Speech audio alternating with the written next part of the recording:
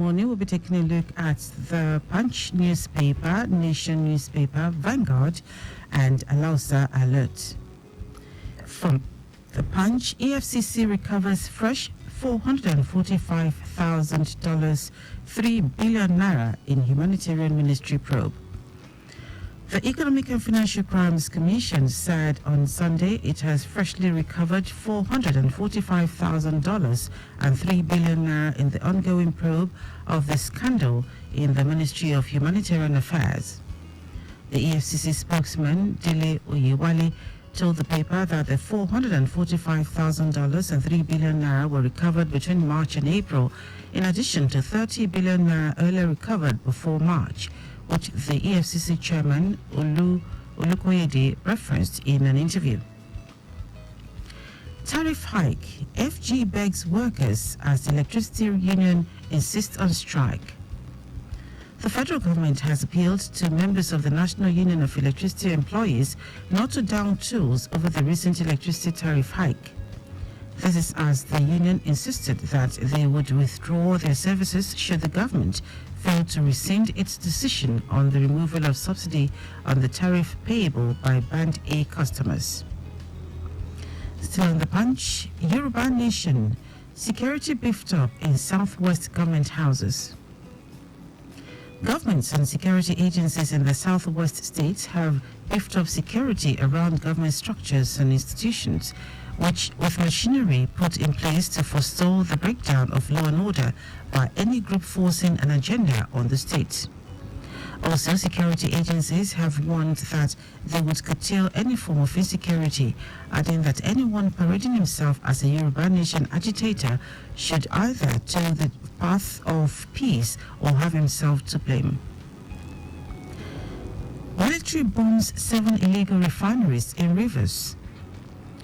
Operations conducted by the air component of Operation Delta Safe have led to the destruction of 7 illegal refinery sites at different locations in River State. Equally, a total of 4 boats loaded with illegally refined products heading southwards were bombed by military aircraft deployed for the operations. NDLEA arrests pregnant woman, others over 3.2 million naira fake notes.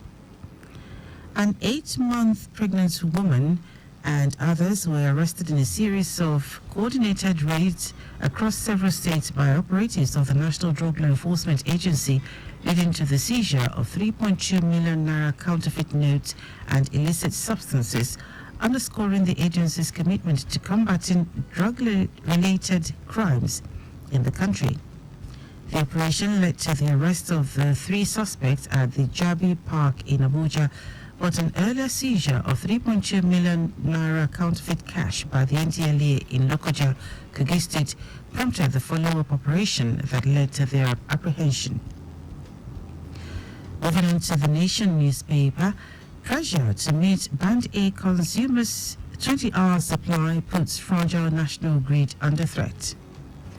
With the application for an upward review of the multi-year tariff order for the Band A customers, the Nigerian Electricity Supply Initiative seems to have eaten more than it can chew.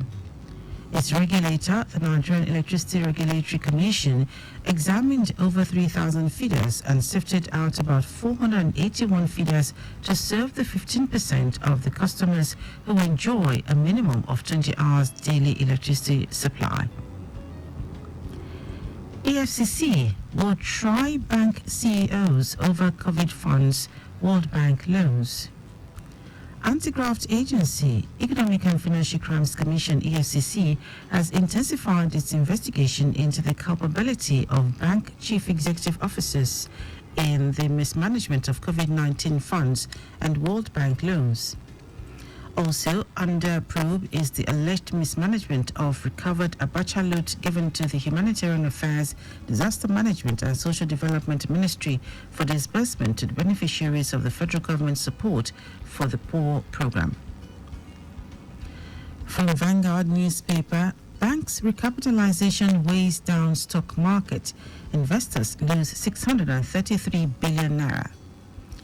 Investors have continued to backpedal on the stock market, especially in the banking sector, on the back of the proposed recapitalization of the banks announced late last month by the Central Bank of Nigeria, CBN. The risk of sentiment resulted in the loss of 633 billion naira as investors took profit from the banks. Global condemnation trails Iran's attack on Israel. Countries around the world yesterday condemned Iran's strikes on Israel, warning the attack could further destabilize the Middle East.